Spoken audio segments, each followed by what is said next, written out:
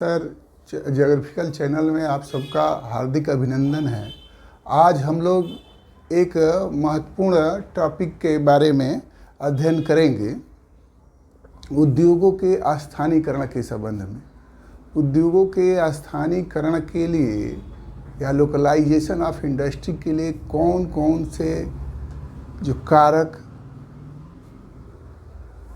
आवश्यक है उसके बारे में हम लोग जानकारी ग्रहण करेंगे। तो आज ये हेडिंग है, इसके बारे में हम लोग पढ़ेंगे। तो स्थानीयकरण, उद्योगों के स्थानीयकरण या लोकलाइजेशन ऑफ इंडस्ट्री किसे बोलते हैं? जब कोई उद्योग किन्हीं विशेष भौगोलिक सुविधाओं के कारण एक विशेष क्षेत्र में ही विकसित होने लगता है तो उसे उस उद्योग का स्थानीयकरण या केंद्रीकरण कहते हैं।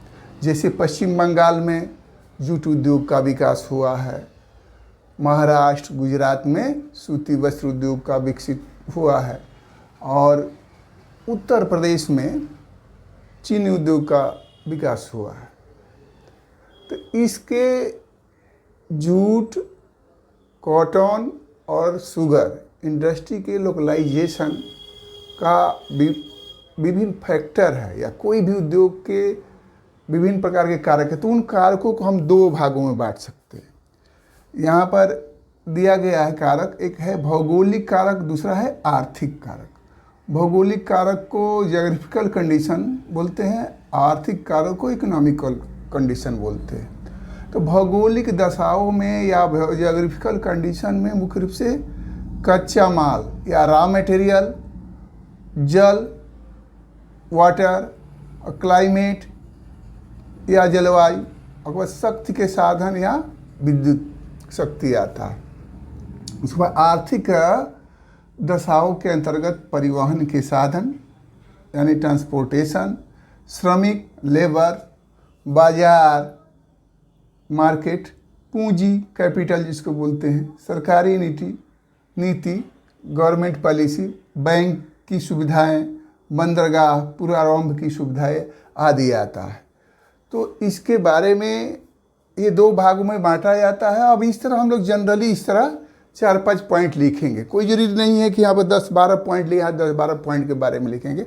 कम से कम 5-6 पॉइंट भी लिखेंगे तो पर्याप्त हमको नंबर मिल जाएगा। तो सबसे पहला मैंने उद्योगों के स्थानीयकरण के जो लिखेंगे कि उद्योगों के स्थानीयकरण के निम्नलिखित कारक हैं, उसमें ये लिख देंगे एक एक के बारे में। जैसे पहला कच्चा माल या रॉ मटेरियल के बारे में बताना है। तो कच्चा माल, कोई भी उद्योग वहीं स्थापित किया जाता है जहां उसके लिए आवश्यक कच्चा माल आसानी से प्राप्त हो जाता है। जब किसी उद्योग का स्थानीयकरण में भी मुख्य रूप से उन्हीं जगहों पर होगा जहां कच्चा माल उपलब्ध हो या आसानी से प्राप्त हो जाता है। कच्चा माल के उपलब्धि के कारण ही, उपलब्ध हो जाने के कारण ही, जैसे पश्चिम बंगाल का जूट उद्योग है, या उत्तर प्रदेश में सूती वस्त्र उद्योग कानपुर में विकसित हुआ है, कच्चा माल के उपलब्धि के कारण ही होता है। उसके बाद फिर दूसरा है जल। जल भी, किसी भी उद्योग के स्थानीयकरण में जल का भी बहुत महत्व होता है। सभी जितने भारी उद्योग हैं या भारी उद्योगों का स्थानीयकरण जल के समीप अर्थात नदियों के किनारे ही हुआ है, क्योंकि बहुत से कार्यों में जल की आवश्यकता पड़ती है और जल नदियों से पर्याप्त रूप से मिल जाता है। तो जल का भी सुविधा होना चाहिए। फिर जलवायु, क्लाइमेट किसी भी उद्योग को स्थापित करने के लिए जलवायु एक महत्वपूर्ण फैक्टर होता है, यह कारक होता है। अधिक गर्म या ठंडे भागों में मजदूरों की कार्य क्षमता जो प्रभावित होती है, अतः उद्योगों की स्थापना वहीं पर की जाती है जहाँ पर समशीतोष्ण जलवायु पाई जाती है, अर्थात बहुत ना गर्मी होती है ना ज़्यादा ठंडा होता है। तो उद्योग और किसी विशेष उद्योग के लिए विशेष प्रकार की जलवायु की भी आवश्यकता पड़ती है।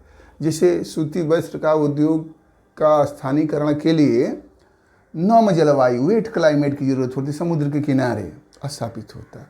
उसी तरह अगला पॉइंट है शक्ति के साधन, पावर रिसोर्स। तो किसी भी उद्योग को स्थानीकरण में शक्ति के साधन का महत्वपूर्ण स्थान होता है। प्रत्येक उद्योग, जितने भी उद्योग होते हैं उसमें मशीनों का लगभग प्रायः उपयोग किया जाता है, और वो मशीनें इलेक्ट्रिक से या बिजली से चलती है। तो उसी को शक्ति के साधन कहते हैं। कि कौन सा शक्ति का साधन, जल संसाधन या हाइड्रो इलेक्ट्रिसिटी उपलब्ध है, या ताप शक्ति जिसको थर्मल पावर बोलते हैं, या एटॉमिक पावर या परमाणु विद्युत है। तो मशीनों को चलाने के लिए शक्ति के साधन अर्थात बिजली की भी आवश्यकता पड़ती है। ये और उसके बाद फिर अगला है परिवहन या ट्रांसपोर्ट। तो किसी भी उद्योग को स्थापित करने में परिवहन महत्वपूर्ण भूमिका निभाता है। कच्चे माल को जो प्राप्ति का जो स्रोत है, कच्चे माल के प्राप्ति के जो स्रोत हैं, वहाँ से कारखाने या फैक्ट्री में ले जाने, और वहाँ जो फैक्ट्री में निर्मित सामान है या निर्मित वस्तुएं हैं को कारखाने तक ले आने में परिवहन के साधनों की महत्वपूर्ण भूमिका होती है। एक आइसोडापन भी होता है जहाँ पर उसका सुविधा में बोला जाता है कि जहाँ पर परिवहन लागत, वो एक काल्पनिक रेखा होती है जहाँ पर परिवहन के लागत जो होता है सम होता है। तो बड़े क्लासों में पढ़ाया जाता है। फिर अगले के बाद श्रमिक या लेबर। किसी भी उद्योग को सुचारू रूप से चलाने के लिए बहुत सारे मजदूरों की ज़रूरत पड़ती है, और उन मजदूरों की कार्यक्षमता पर और कुशलता पर भी उस उद्योग का विकास जो होता है निर्भर करता है। श्रमिक जितने भी सस्ते एवं कुशल होंगे, उस फैक्ट्री का या कल कारखाने का जो उत्पादन उतना ही सस्ता और उत्तम होगा। इसलिए श्रमिकों का भी बहुत महत्वपूर्ण स्थान है। बाजार या मार्केट। कोई भी जो फैक्ट्री है, वो उसमें जो सामान निर्मित होता है या बनता है तो वो बाज़ार में बेचने के लिए ही होता है, या डिमांड को पूर्ति करने के लिए, फुलफिल करने के लिए होता है। अतः बाजार उद्योग से अधिक निकट या नज़दीक होना जरूरी होता है। अगर नज़दीक होगा तो परिवहन लागत कम होगी। तो बाज़ार महत्वपूर्ण है किसी भी उद्योग के लिए, क्योंकि बाज़ार में ही तो जो सामान बनेगा वो बिकेगा। अगर सामान का मांग या बिक्री नहीं रहेगा तो कोई सामान हम बनाकर क्या करेंगे। इस तरह बाज़ार जो है महत्वपूर्ण कारक में से है। उसके बाद अगला है पूंजी, कैपिटल। पूंजी आप लोग जानते हैं कि किसी भी कार्य के लिए आज जो है आर्थिक युग में पूंजी की बहुत ही आवश्यकता पड़ती है। इसी तरह उद्योगों को स्थापित करने में, कारखाने बनाने में, उसके बाद कच्चे माल को खरीदने के लिए, उसके बाद कच्चे माल को फैक्ट्री तक ले आने के लिए, अब फैक्ट्री से बाज़ार तक ले जाने में, उसके बाद मजदूरों को मजदूरी देने के लिए पूंजी की अति आवश्यक होता है, माने बहुत ज़रूरी पड़ती है। जैसे पूंजी भी एक महत्वपूर्ण कारक है। उसके बाद बैंक, माने बैंक की सुविधा, बैंकिंग फैसिलिटी। बैंक जो होता है न केवल उद्योगों के लिए ऋण प्रदान करता है, बल्कि ये कच्चा माल या बने हुए माल के क्रय विक्रय के लिए भुगतान की भी सुविधा प्रदान करता है। इसलिए बैंक भी महत्वपूर्ण कारक है।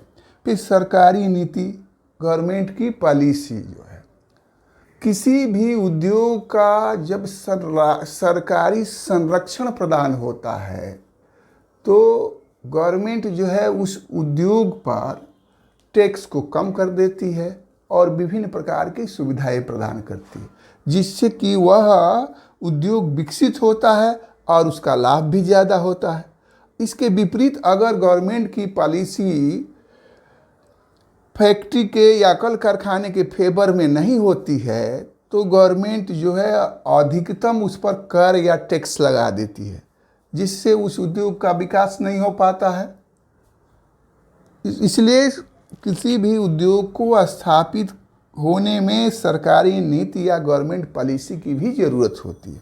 उसके बाद बंदरगाह, जिसको पोर्ट्स बोलते हैं, बंदरगाह की सुविधा भी उद्योगों के स्थानीयकरण में महत्वपूर्ण भूमिका निभाती है। किस लिए कि बाहर से या विदेशों से मशीनों को इंपोर्ट करने के लिए, आयात करने के लिए और यहाँ के बने हुए सामान या निर्मित वस्तुओं को दूसरे देशों को निर्यात करने में बंदरगाह की महत्वपूर्ण भूमिका होती है। इसलिए बंदरगाह की भी सुविधा रहने पर बहुत अच्छा रहा। फिर उसके बाद अगला है पूर्वाराम की सुविधा। अगर कोई भी उद्योग जिस क्षेत्र में विकसित होता है तो वहाँ उसका ट्रैक बन जाता है और भी उद्योग उसी रूप में विकसित होते हैं। पूर्वारंभ की भी सुविधा एक आवश्यक सुविधा या महत्वपूर्ण कारक है। तो इसलिए हम लोग अभी पढ़ें कि उद्योगों के स्थानीयकरण के लिए कौन कौन से कारक होगा। तो इसमें हम लोग 10-12 पॉइंट के बारे में जिक्र किए। अब इसमें से कोई भी 5-6 पॉइंट को हम लिख सकते हैं तो पर्याप्त नंबर पा जाएंगे। इसके बाद हम लोग क्रम से जैसे लोहा इस्पात उद्योग, आयरन इंडस्ट्री, उसके बाद सूती वस्त्र उद्योग के बारे में भी अन्य वीडियो बनाएंगे। अगर यह आप लोग को समझ में आ गया होगा तो इस चैनल को सब्सक्राइब करिए, शेयर करिए, लाइक करिए, कमेंट करिए। Thank you very much.